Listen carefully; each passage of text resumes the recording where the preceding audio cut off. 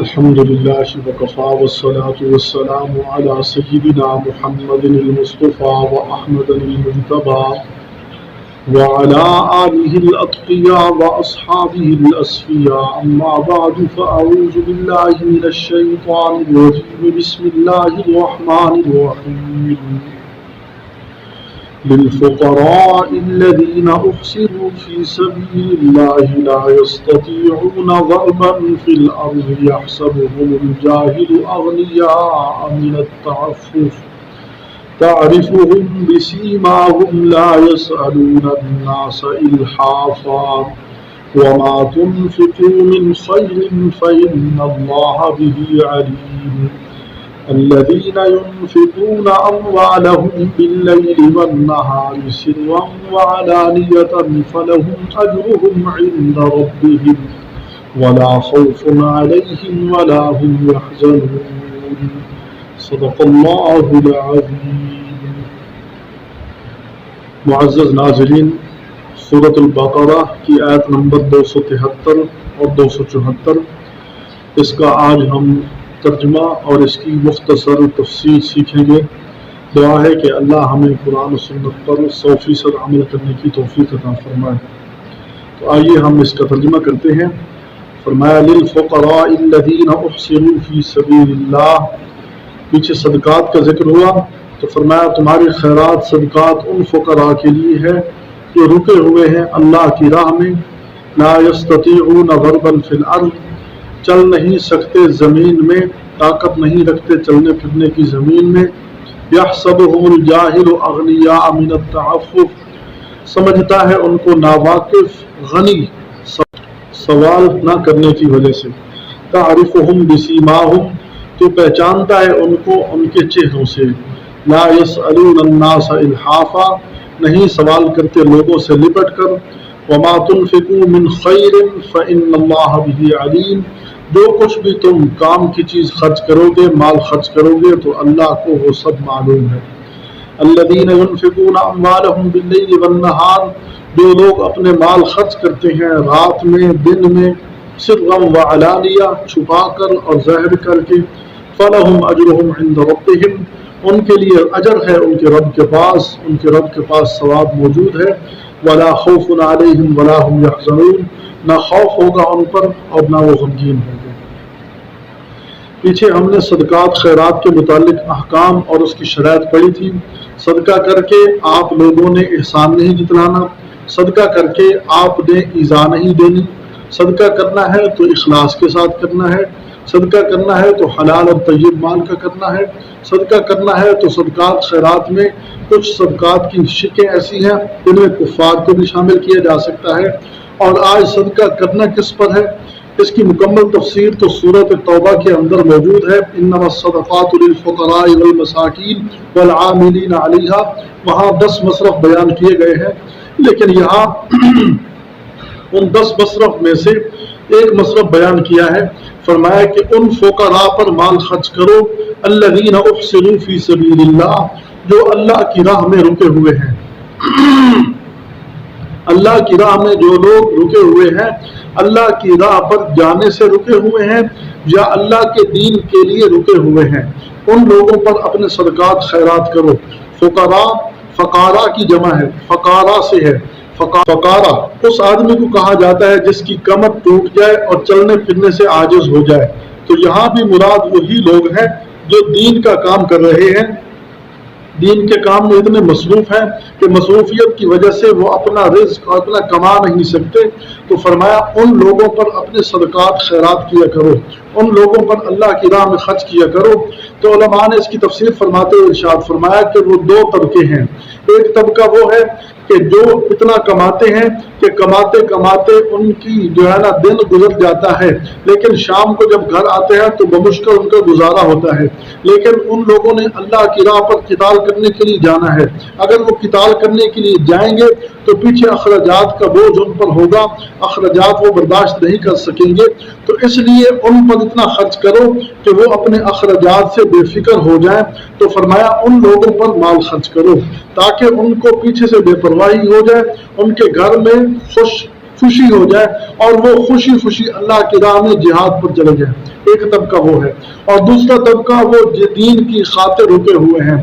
اس سے مراد علماء نے فرمایا اس سے مراد وہ طبقہ ہے جو دین سیکھنے سکھانے کی وجہ سے محصور ہیں. طلباء ہیں وہ دین سیکھنے کے لیے جاتے ہیں اور ان کا کام ہی صرف دین سیکھنا ہے, اس کے علاوہ کچھ نہیں ہے. اور اسی طرح وہ علماء وہ قراء جو دین سکھانے کے لیے محصور ہیں, ایک جگہ پر بیٹھے ہوئے ہیں تو ان کو وہ دین کی وجہ سے رکے ہوئے ہیں, دین سکھانے کے لیے وہ آگے نہیں جا سکتے, وہ اپنے اسباب اختیار نہیں کر سکتے. تو گویا کہ دو طبقے ہو گئے, ایک وہ جو جہاد پر جانے والا ہے اور دوسرا طبقہ جو دین سیکھنے سکھانے کے لیے ہے. فرمایا فی سبیل اللہ, ان لوگوں پر اللہ کی راہ میں خرچ کرو. فرمایا احسرو کا لفظ ہے. آج لوگ کہتے ہیں کہ یہ مولوی فارغ ہیں, ان مولویوں کو کوئی کام نہیں. قرآن تو وہ پڑھیں جو فارغ ہیں. اللہ فرما رہے ہیں فارغ نہیں بلکہ فی سبیل اللہ احسرو ہیں, اللہ کی راہ میں رکے ہوئے ہیں, اللہ کے دین کی خاطر رکے ہوئے ہیں. وہ فارغ نہیں ہیں, وہ ایسا نہیں ہے کہ وہ فارغ ہیں بلکہ وہ اللہ کے دین کی وجہ سے رکے ہوئے ہیں. فرمایا ان لوگوں پر اپنا مال خرچ کرو. لا یستطیعون غربا فی الارض, جو زمین میں اپنے کمانے کے لیے جا نہیں سکتے, دین کی وجہ سے رکے ہوئے ہیں. تو یہ قرآن حکیم میں بڑے واضح الفاظ میں فی سبیل اللہ احسرو, اللہ کی راہ میں رکے ہوئے ہیں. تو اس سے یہ بات واضح ہو گئی کہ جو علماء مساجد کے اندر, مدارس کے اندر, اسی طرح قراء جو بچوں کی خدمت کر رہے ہیں, وہ لوگ ان پر اپنا مال خرچ کیا کرو, ان کو ہدایہ دیا کرو, ان کو تحائف دیا کرو. اگر وہ مستحق زکوٰۃ ہیں عشرہ تو ان کی اس انداز سے خدمت کیا کرو, ورنہ صدقات نافلہ کے ذریعے ان لوگوں کی خدمت کیا کرو. تو اس سے لوگ بہت پیچھے ہیں. فرمایا کہ لا یستطیعون ضربا فی الارض, وہ زمین میں چل کر نہیں سکتے. لیکن یحسبهم الجاہل اغنیاء من التعفف, ناواقف, قرآن حکیم نے جاہل کا لفظ استعمال فرمایا. ناواقف ان کو گمان کرتا ہے غنی. مولوی کے سفید کپڑے دیکھ کر ناواقف یہ سمجھتا ہے کہ یہ واقعی سفید پوش ہے, اس کے پاس بہت کچھ ہے. مولوی کے اچھا جوتا دیکھ کر ناواقف یہ سمجھتا ہے کہ یہ بڑا مالدار ہے. مولوی کے اچھی جو ہے نا وہ برانڈڈ ایک لباس اس کے پاس ہو, اس کو دیکھ کر لوگ سمجھتے ہیں کہ یہ واقعی جو ہے نا بڑا مالدار ہے. حالانکہ فرمایا کہ وہ اس کے حالات سے ناواقف ہیں. من التعفف, وہ ان کو کیوں نہیں دیتا؟ کیونکہ وہ سوال سے بچتے ہیں, سوال نہیں کرتے, وہ مانگتے نہیں ہیں, وہ اپنی عزت نفس مجروح نہیں کرتے. کیونکہ کسی سے کوئی چیز مانگنا, اس سے انسان کی عزت نفس مجروح ہوتی ہے. کسی سے جا کر سوال کرنا, یہ سب سے اہم مشکل مرحلہ ہوتا ہے. ایک عزت دار آدمی کے لیے کسی سے مانگنا وہ بہت اس کے لیے یعنی خطرناک معاملہ ہوتا ہے. اس لیے فرمایا کہ جو ان کے حالات سے ناواقف ہے وہ گمان کرتا ہے کہ یہ غنی ہے. فرمایا تعرفهم بسیماهم, آپ ان کو پہچانے نا, ان کے پیشانیوں سے پہچانے, ان کے حالات دیکھیں کہ وہ کس طرح کر رہے ہیں, ان کی کیا گزارا ہے. انتظامیہ والے کتنا ان کے ساتھ تعاون کرتے ہیں, مساجد والے, مدارس والے کتنی ان کو تنخواہیں دے رہے ہیں, تو بس گزارا ہو رہا ہے, گزارا. تو فرمایا ان لوگوں کے حالات ان کے پیشانیوں سے پہچانے. تعرفهم بسیماهم لا يسألون الناس الحافا, وہ لوگوں سے لپٹ کر نہیں مانگتے, وہ لوگوں سے سوال نہیں کرتے, اپنی عزت نفس کو مجروح نہیں کرتے. لہذا ایسے لوگوں پر اپنے مال خرچ کیا کرو. فرمایا وما تنفقوا من خیر, جو کچھ بھی تم خیر کرو گے, بھلائی کرو گے, مال خرچ کرو گے, فإن اللہ به علیم, تو اللہ اس کو بخوبی جاننے والے ہیں. اللہ تعالیٰ کے علم میں ہے. تو اللہ تعالیٰ نیت سے بھی واقف ہے کہ کس نیت سے خرچ کیا جا رہا ہے, احسان جتلایا جا رہا ہے, یا مولوی صاحب کو دے کر اس کو ذلیل کیا جائے گا, اس کی تذلیل کی جائے گی, یا مولوی صاحب کی عزت باقی رکھنے کے لیے اس کو دیا جا رہا ہے. تو اللہ تعالیٰ اس سے واقف ہے. آگے فرمایا الذین ينفقون اموالهم باللیل والنہار, خرچ کرنے کی فضیلت بیان کرتے ہوئے فرمایا جو لوگ اپنا مال خرچ کرتے ہیں, دن میں خرچ کرتے ہیں, رات میں خرچ کرتے ہیں, سرًا و علانیہ, وہ جو ہے نا چھپا کر خرچ کرتے ہیں یا ظاہر کر کے خرچ کرتے ہیں. کہ خرچ کرنے کی 4 صورتیں سامنے آ گئے. دن کو خرچ کرو, رات کو خرچ کرو, اسی طرح سرًا خرچ کرو, علانیہ خرچ کرو. حضرت علی المرتضیٰ شیر خدا رضی اللہ عنہ, انہوں نے ایک مرتبہ ایسا کیا کہ کچھ دراہم دن کو خرچ کیے, کچھ رات کو خرچ کیے, اور کچھ سرًا خرچ کیے چھپا کر, اور کچھ ظاہراً خرچ. چونکہ صحابہ کا مزاج تھا کہ اللہ کے ہر حکم پر عمل کرنا سعادت سمجھتے تھے, اور سعادت سمجھنا چاہیے. جناب صدیق اکبر رضی اللہ عنہ کے بارے میں آتا ہے، ان کے پاس 40,000 دینار تھے، 10,000 رات کو خرچ کیے، 10,000 دن کو خرچ کیے، 10,000 سرن خرچ کیے، 10,000 اعلانین خرچ کیے۔ چھپا کر خرچ کرو، اعلانیہ خرچ کرو، رات کو خرچ کرو، دن کو خرچ کرو، باقی کچھ عبادات کے لیے اوقات ہیں، لیکن خرچ کرنے کے لیے کوئی وقت نہیں۔